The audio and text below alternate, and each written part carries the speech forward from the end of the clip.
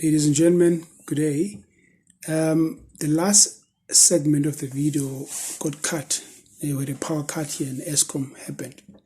So I'm sorry about that. Just to finish off those ideas, I was talking about an example of, what it means for mathematicians to, to understand structure. And I was using an example from surgeons who use MRI scans to look for brain tumors, for example, or any form of cancer or anything anomaly in your body.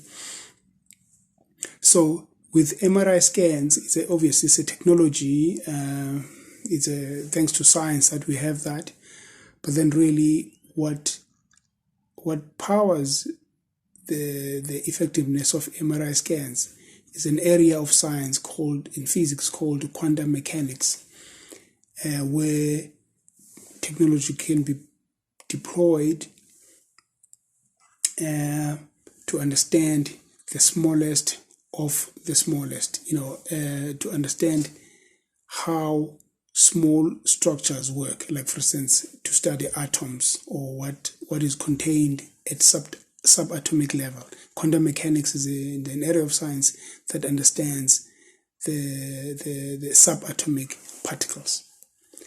So MRI scans, they resulted from studying physics and studying the minute or the detail of the minute as it were.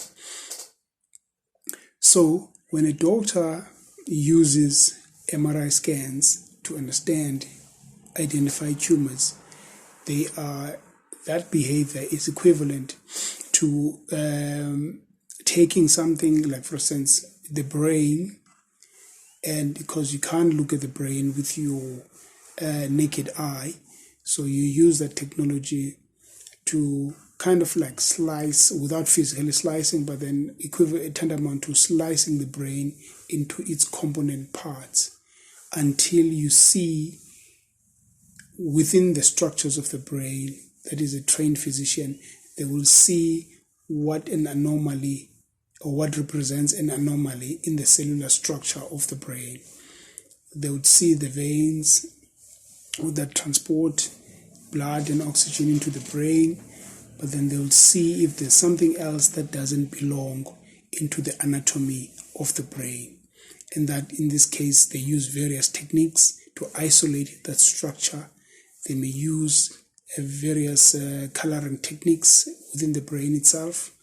There's a technician who performs this and actually assists the doctor to identify what constitutes a vein or what constitutes a capillary, so that the doctor can stay away from those things, because they are vital organs, or they are vitals of the brain, and then isolate that anomaly or that tumor in that sense. So in a way, they are kind of like, as I said, slicing the brain into its component parts and seeing what doesn't belong. The analogy we use, for example, with algebra, you put things that belong together, and then you separate things that don't belong and keep them separate. In this case, that kind of like it's the same analogy in analyzing and figuring out what a tumor looks like, what would be a constituted tumor, so that it could be operated on. So, and then obviously the doctor will do what they need to do to isolate the tumor and operate on it. So, this kind of thinking is useful. It derives from science, it derives from mathematics, derives from anatomy, and that's why obviously doctors are the specialists that they are. They keep us healthy and they heal us and they help us keep living, as it were, and they give us some kind of cures that we need. So it's actually important, because the thinking is mathematical thinking, is understanding structure, analyzing structure of something, of an object, in this case the brain. and seeing what belongs and what doesn't belong and remove what doesn't belong. Hopefully the person gets cured.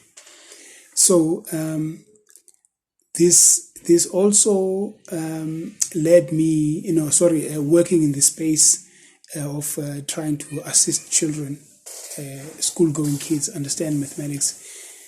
It led me obviously to discover, for example, what kind of mathematics is used for, say, something like computer programming. And this led me to, in fact, it started with Ty Dene Bradley, the mathematician I mentioned earlier on. She also speaks about the branch of mathematics called category theory. So I wasn't quite aware of this. It's apparently a new modern version, a new modern branch of mathematics. I think it was first employed by computer scientists to assist programmers in something called functional programming. So as I was also, because I'm also trying to teach myself and learn about programming, and I'd love to be able to program. I've taken up Python recently, and I'm still in that journey of understanding computer programming. But as soon as I did this, I immediately understood and saw the connections between maths and how obviously programmers work with the various programming languages. There's a lot of mathematics kids learn about functions. The idea of inputting something and getting an output on the other side. So I mean, there's a lot of that in programming. It's a skill derived again from mathematics. There you go, see the utility of maths into computer programming. Category theory is a branch of maths, as I say, modern branch of mathematics that is taught to programmers. Maybe not all programmers, but as I studied programming myself, category theory myself, I was trying to learn it and see how can it help me to progress in my quest to learn programming. I immediately noticed that actually, if I had my way, I would introduce category theory, because it's discrete mathematics, into high school kids, because it's logical. It's so useful in the sense that you don't see the kind of things that normally scare kids in it, but it runs. As I was learning programming, I see how it is related to set theory in mathematics. It is related to understanding how grouping things together. It is related to how a mathematician or a programmer can identify things that belong the same or that belong together.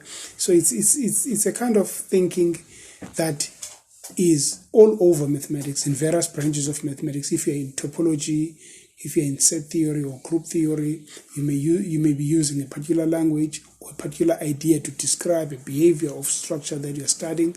But category theory is like a bridge between the various branches of mathematics that makes information accessible.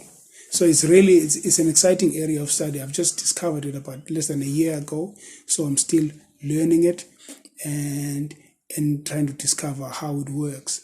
But really, what I found about it is so useful. It is so user-friendly as well, and it's kind of like the mathematics of mathematics. So so that's an interesting area there. So just to finish off this recording, I'd like to just maybe register the idea that in the corporate environment, there are crossover skills between sciences, growth mindsets, or growth mindset way of learning mathematics, that it relates to human abilities. Human beings, we have a requirement to upskill ourselves or to translate skills from various areas of our experiences in life and in learning and in teaching and in technology, discovering technology, various expertise that is required to offer skills for the 21st century South Africans or citizens of the world and 21st century economies. And programming obviously is one of those skills, because I remember, I think it was CEO of Telkom a couple of years ago, who said maybe programming, it's useful as a South African to regard it as another a national language. I think he was encouraging people to take up the skill of programming. And at the heart of that, I suppose you don't need mathematics in all programs you can learn, but I think it's useful to be a mathematical thinker if you want to be a top-tier programmer, to understand what actually the sophistication of being able to derive rules or a set of instructions for a computer to perform whatever would like it to perform. So mathematics is at the heart of that. So teaching young kids mathematics to be young mathematician, I think it will serve them good. It will also produce the kind of human resources that we need for the country, and generally I think it will serve South Africa better. Ladies and gentlemen, that is it for the day. Thank you so much. Thanks for your time. Bye.